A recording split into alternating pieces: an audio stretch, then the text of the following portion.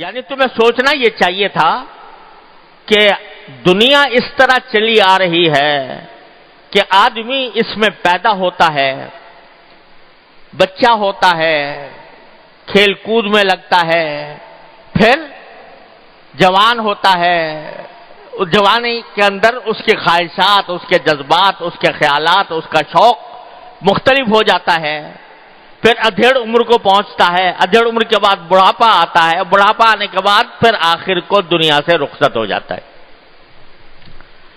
کوئی انسان ایسا نہیں ہے جو ہمیشہ رہنے کے لیے آیا ہو۔ اس بات پر ساری دنیا کا اتفاق ہے، چاہے وہ مسلمان ہو یا غیر مسلم ہو، ملحد ہو یا بے دین ہو، وہ جانتا ہے کہ ایک دن مرنا ہے۔ تو جب تم آنکھوں سے دیکھ رہے ہو کہ یہ انسان جو بھی آ رہا ہے وہ دنیا میں عارضی طور پر آ رہا ہے، جانے والا ہے یہاں سے، تو اس کا کوئی مقصد ہونا چاہیے۔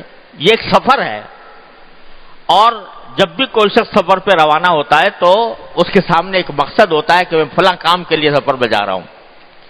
تو یہ دنیا جو ہے، یہ بھی دنیا کی زندگی ایک سفر ہے، اور اسی سفر کی منزلیں تم طے کرتے چلے جاتے ہو، چلتے جاتے ہو، یہاں تک کہ دنیا سے رخصت ہو جاتے ہو۔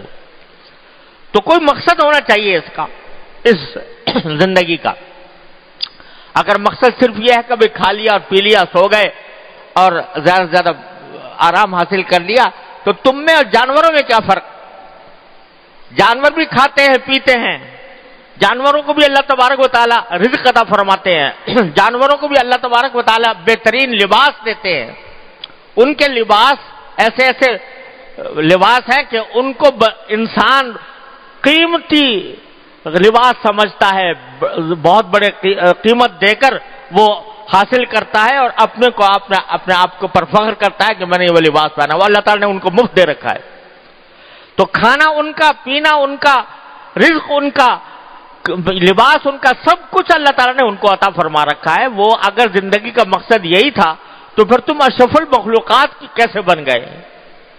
اور پھر اللہ تعالیٰ نے ان ساری جانوروں کو تمہارے لیے مسخر کیسے کر دیا؟ ایک چھوٹے سے چھوٹا بچہ جو ہے وہ گھوڑے کے منہ میں لگام ڈال کر اس کو جہاں چاہتا ہے لے جاتا ہے۔ کبھی گھوڑا پلٹ کر یہ نہیں پوچھتا کہ میں تم سے زیادہ طاقتور ہوں، تم میرے اوپر سواری کرتے ہو، مجھے خدمت میں لگاتے ہو، مجھے چاہیے کہ تمہاری خدمت حاصل کروں، کہ تم کمزور ہو، میں طاقتور ہوں۔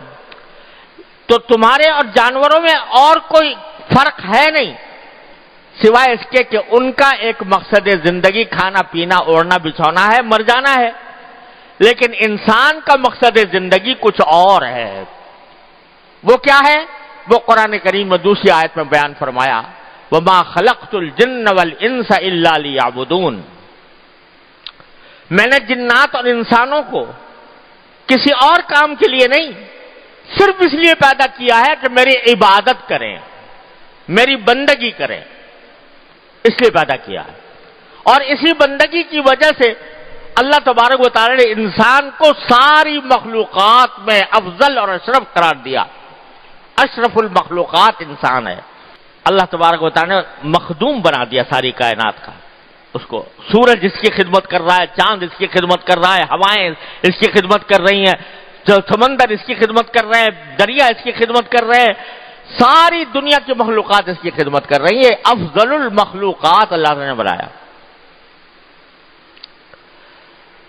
تو مجھے لطیفہ یاد آ گیا کہ ایک شخص نے حضرت امام ابو حنیفہ رحمۃ اللہ علیہ سے مسئلہ پوچھا کہ میں ایک دن بیٹھا ہوا تھا اپنی بیوی کے ساتھ، ایسے ہی ہنسی مذاق کر رہا تھا، تو اسی ہنسی مذاق میں میرے منہ سے یہ نکل گیا کہ اگر تم چاند سے زیادہ حسین نہ ہو تو تمہیں طلاق۔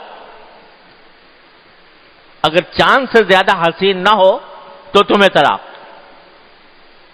اب وہ کہہ تو دیا زبان سے، لیکن اب پریشان ہوا کہ یا اللہ میں کیسے ثابت کروں کہ میری بیوی جو ہے وہ چاند سے زیادہ حسین ہے؟ تو یہ تو بات ایسا لگتا ہے کہ طلاق پڑ گئی۔ تو حضرت امام ابو حنیفہ رحمۃ اللہ علیہ کے پاس پہنچے اور جا کے کہا کہ حضرت مجھ سے ایسا کلمہ منہ سے نکل گیا ہے، تو کیا میری بیوی کے اوپر طلاق ہو گئی، میرے لیے حرام ہو گئی؟ تو حضرت نے جواب میں فرمایا کہ نہیں نہیں، کوئی حرام نہیں ہوئی، تمہاری بیوی انسان ہے، اور قرآن نے کہا ہے لقد خلقنا الانسان فی احسن تقویم، ہم نے انسان کو سب سے زیادہ حسین صورت میں پیدا کیا ہے، قوام میں پیدا کیا ہے۔ لہذا کوئی بظاہر دیکھنے میں کیسی بھی ہو عورت، لیکن وہ چاند سے زیادہ پھر بھی حسین ہے، اس واسطے کہ اللہ تعالیٰ نے اس کو فضیلت عطا فرمائی ہے، اس کو جو حسن عطا فرمایا وہ اللہ تعالیٰ کا عطا فرمودہ ہے۔ تو اس نے پوری کائنات کو خدمت پر لگا دیا ہے اللہ تبارک و تعالیٰ نے انسان کی، کیوں؟ اس لیے تاکہ یہ میری بندگی کرے، میری بندگی کرے۔ اور کیا خوب کہا ہے مولانا جامی رحمت اللہ علیہ نے کہ ابر و بادو مہو خورشید و فلک درکارن تا تو نانے بکفاری و بغفلت نہ خوری۔ کہتے ہیں کہ اللہ تعالیٰ نے یہ بادل، یہ ہوائیں اور یہ چاند اور یہ سورج اور یہ آسمان سب تمہاری خدمت میں لگائے ہوئے ہیں۔ یہ چاند، یہ سورج جو ہوتا ہے جب تک وہ اپنی شعاعیں نہ ڈالے کھیتیوں کے اوپر، کھیتیاں پک نہیں سکتی، تو یہ بارش برستی ہے ابر سے، وہ اس کو کھیتی کو سرسبز کرتی ہے، شاداب کرتی ہے۔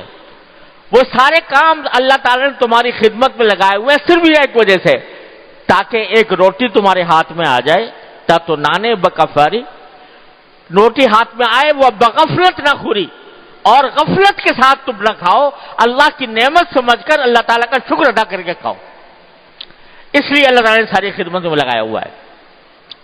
تو یہ جو زندگی کا اصل مقصد ہے، عبادت اور بندگی، اللہ تبارک و تعالیٰ کی بندگی، یہ ہے انسان کا اصل مقصد جو اسے ہر وقت سامنے رکھنا چاہیے، اپنے ہر نشست و برخاست میں، ہر کام میں، سوتے ہوئے، جاگتے ہوئے، کھاتے ہوئے، پیتے ہوئے، روزی کماتے ہوئے، تجارت کرتے ہوئے، ہر وقت اس کو یہ پیش نظر رکھنا چاہیے کہ میں اللہ کا بندہ ہوں اور اللہ کے احکام کے مطابق زندگی گزارنے کا پابند ہوں۔ اور یہ ہے اصل حقیقت انسان کی۔ اللہ تبارک و تعالیٰ فرماتے ہیں اس حقیقت سے تمہیں غافل کر دیا ہے۔ کس نے غافل کر دیا ہے؟ کثرت سے چیزیں بٹورنے میں، کہ میں زیادہ سے زیادہ دولت کما لوں، زیادہ سے زیادہ مزے اڑا لوں، اس نے تمہیں غافل کر رکھا ہے اس بندگی کے اصل مقصد زندگی سے۔ اللہ تبارک و تعالیٰ یہ شکایت کر رہے ہیں ہم، غافل